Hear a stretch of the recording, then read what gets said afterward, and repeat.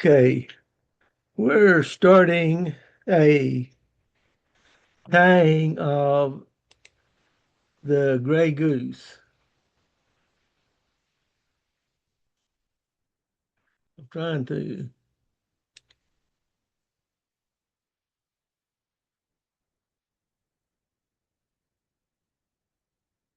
There you are, that tying the gray goose emerger. And that's the recipe. I've got mounted in the hook, in the vise, a number 10 scud hook.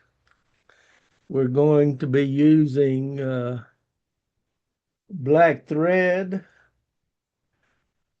The rib is going to be silver wire here that you see. And then we're going to have the body and the wing case made out of gray turkey. And we're going to be using the thorax.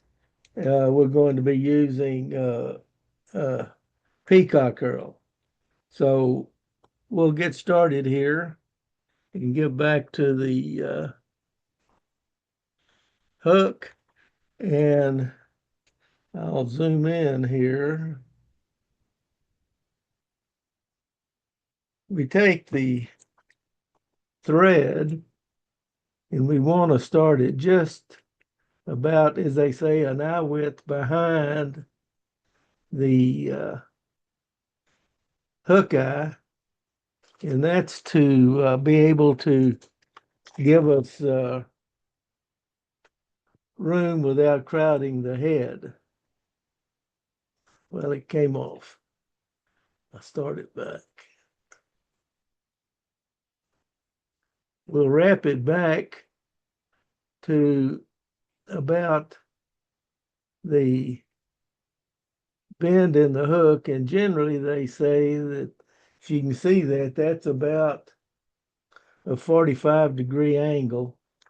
And that's about the length of the hook shank on this curved hook. Normally they say a hook shank is basically twice the gap of the hook, which is this area right here. And so twice that would be it. So now then what we'll do is we'll take and we're going to wrap the thread back to about right there.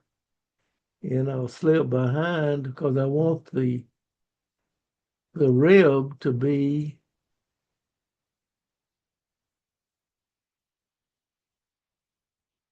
on the bottom and behind the hook. If I can do that.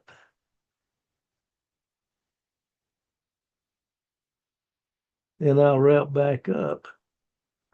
And I'm going to take this clip off because it's, then we'll take this turkey the turkey barbs and make the body, and I'm going to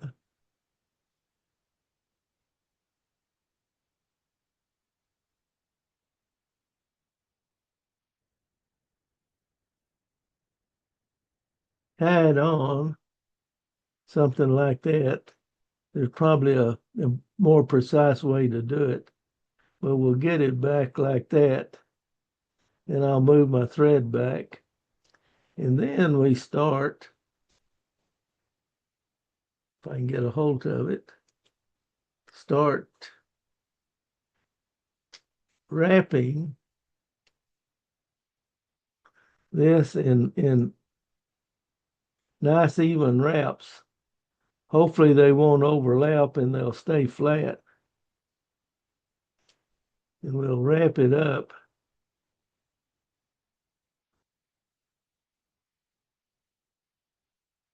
Those things are hard to hold, but we'll get them.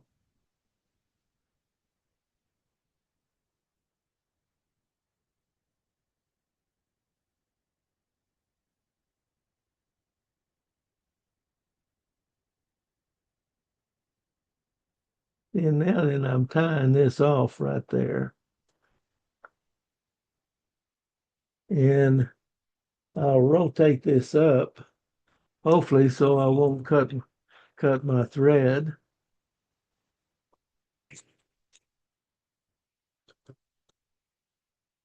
And then I'll take and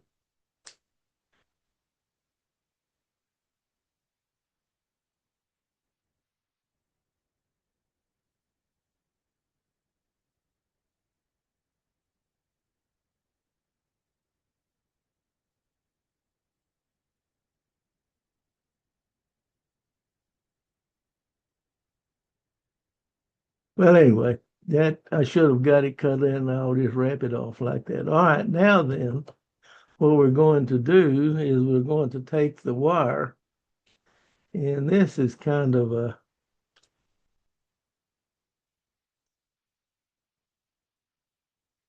take it, and if you'll notice, what I want to do is want to reverse wrap it to the way I wrap the thread. And if you can see, we'll get it right there. And then we'll go around again.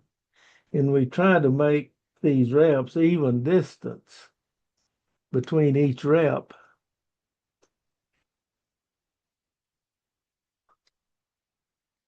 And we're going to try to do 5 wraps here, which we can most likely do. There's 4. And there's 5.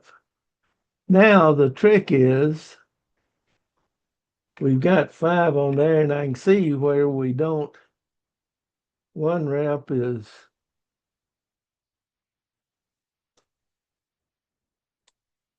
a little closer. Actually, what I'll do is I'll just take and unwrap that and take and move it over a little bit, make it look a little more even. Then we'll wrap the next one up and make it a little more even.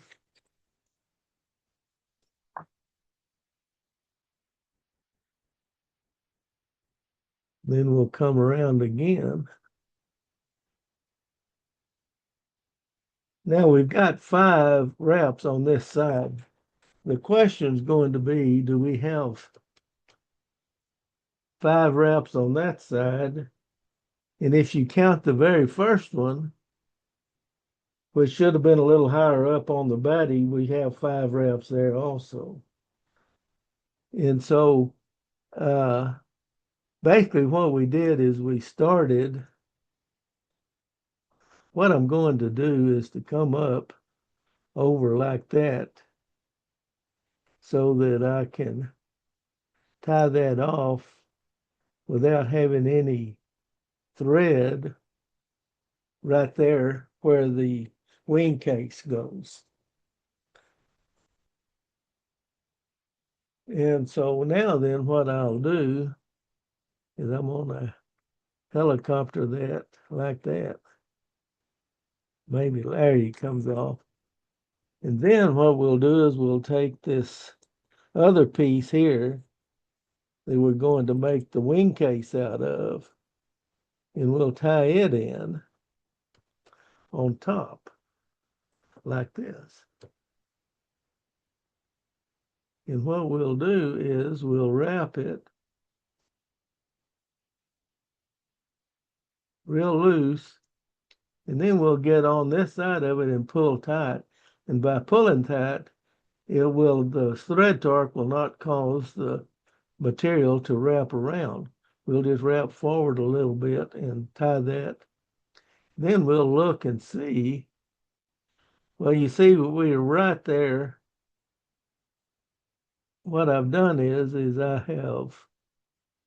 I'm right on top of that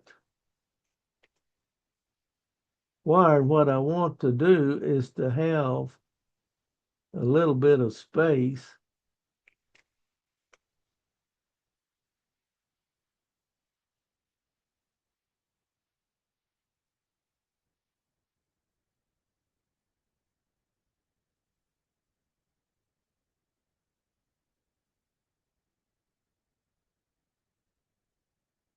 But we've got a lot there, so I'll wrap back slowly and we'll check. See, that's okay there. We've got a little space there. I've read that typically you should have about as not much space between the last wrap and the wing case as you do between each wraps, and that's give or take, we'll call it.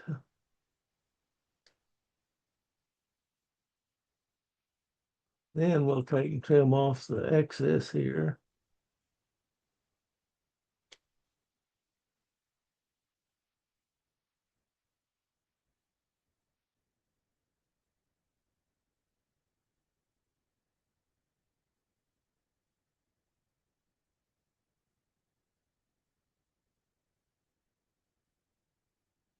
So we've got that. Now I'm going to take, what did I leave?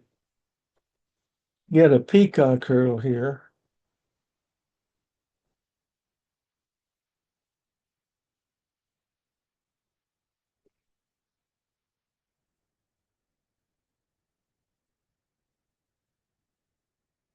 I'm going to use one because they talk about using several, but I'm going to use one. We'll see how it works out. I'm going to trim off the bend of it there. Then I'm going to tie it in like that. And then I'll move this up a little bit.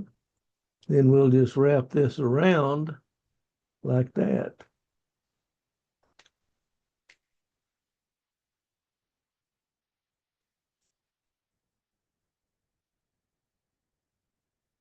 Then we get they talk about how, the amount and everything, but we'll just do it like this for the time being and call that good. Then I'll wrap it around my thread like that, and I'll do it again. And then that way I can tie it off and it'll stay in place, I believe. Then I'll take and turn this up like that. Trim it. Now then, what they want you to do is to pull your wing case over,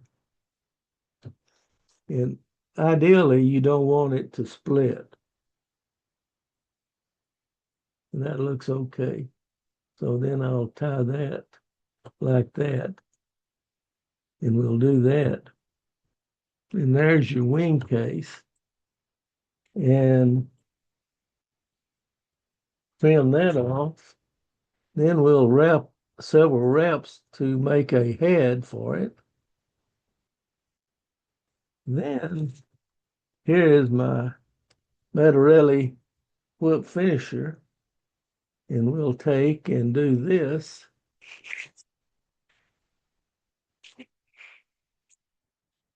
And you get it hooked.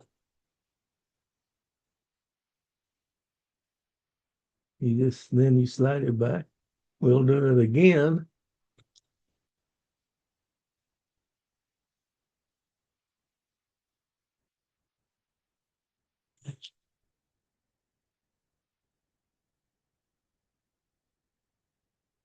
And there we are. That's my version of the Gray Goose.